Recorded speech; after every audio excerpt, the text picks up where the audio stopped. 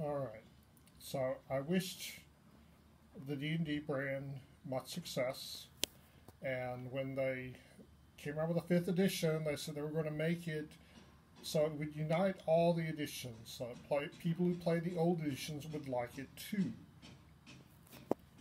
And I totally bought that. So I got hold of the Player's Handbook in the hopes that I could make some sense of this new edition. I had great hopes that it would be something I would like. And I do like the glossy cover here. But then I opened it. And it has some great introduction here. This is a problem that every edition has had, is the small print, but as I'm getting older, I'm finding my first edition books harder to read because of the small print. Especially Metamorphosis Alpha, it's got the smallest print. So, get into ability scores. Now, I like rolling dice to get my ability scores. When you roll at 18, it feels really good, and it's really fun to play the character who rolled a 3. And they don't have that option. Somewhere in 3rd edition, they came up with this ability, this thing of buying your ability points. And that would just paralyze me, because I would rather run a character with straight 10s than to give up even 1 point of ability score. But they have this other option where you can choose a set of numbers and just assign them. And the highest number available is 15, the lowest is 10. So that's pretty much close to my running straight 10s. That's still better than doing that point buy thing, but still.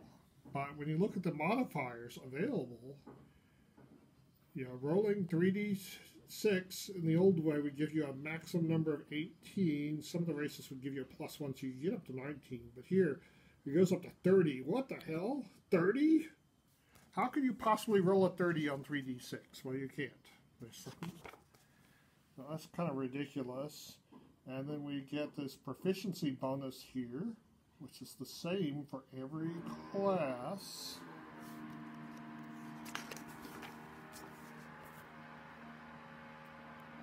And so the art, some of it's good, some of it's not. So then there's races. So you have to choose a race. And the first one available is Dwarf, which I like dwarves. I'm a big Tolkien fan, but look at this picture of the dwarf. Something about her proportions does not look quite right. So elf is another one, and there are a whole bunch of variations of dwarf. Now there's a whole bunch of variations of elf, which this goes back to 1st edition. There were some different variations of elf that you could play, but there's drow elf is a possibility. Didn't I learn their lesson with Unearthed Arcana? Why would the hell would you allow drow as a player character? Wouldn't people attack them on sight? So here's halflings. Look at this picture. Look at her head compared to her feet. This is a really horrible picture. I think this is the worst one in the whole book. I don't understand why the Hasbro Corporation, with the power to outbid everybody, has worse art in their books than Labyrinth Lord or Lamentations of the Flame Princess or Mazes and Minotaurs even. So there are a bunch of different variations of halfling. And then there's human. And kudos to them to having a non-white human. But there are different sub-races of humans, but the sub-races are not things that are understandable like Irish or Japanese or Malian. They're a bunch of made-up ethnicities. Then there's a new race, Dragonborn. And I'll bet this is a really popular race because it gives you a mechanical advantage. And players go for rules that allow you some advantage, even if it's not a good role-playing choice. But Yeah, in my games, if one of these walked into the village, people would either run in fright or grab their weapons and defend themselves against the demon. Okay, I didn't like gnomes in first edition, but some of the things they did in third edition made me like them. But this doesn't really look like a gnome, it looks like an elf to me. So there are a bunch of different variations of gnome, of course. And half-elf in first edition, you would only want to play these because they could be certain multi-class combinations, certain class things they could be that elves could not. And that's why you would play a half-elf. I'm not sure why they needed it in here, but half-orcs, I was sad when they disappeared in second edition. Now they're back. So I guess that's good. And tiefling, never heard of this before.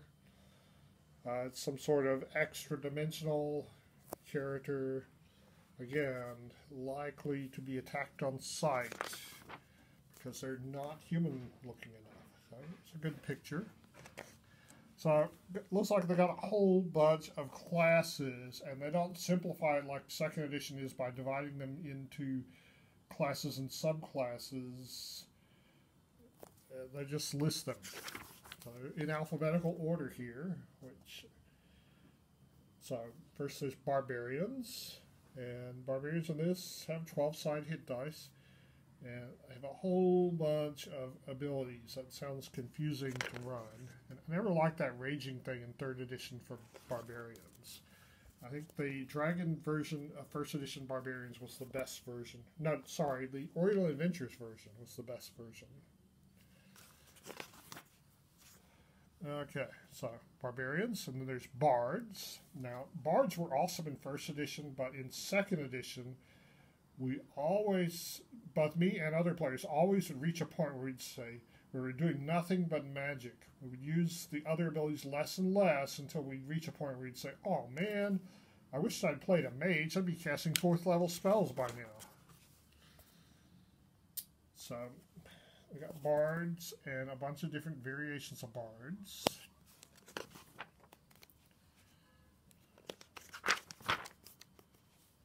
And clerics.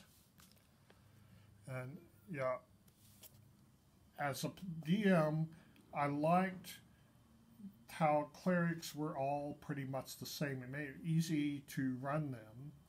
But in second edition, I really liked the customized specialty priests. And third edition had like a compromise between those two approaches. It looks like that fifth edition does too.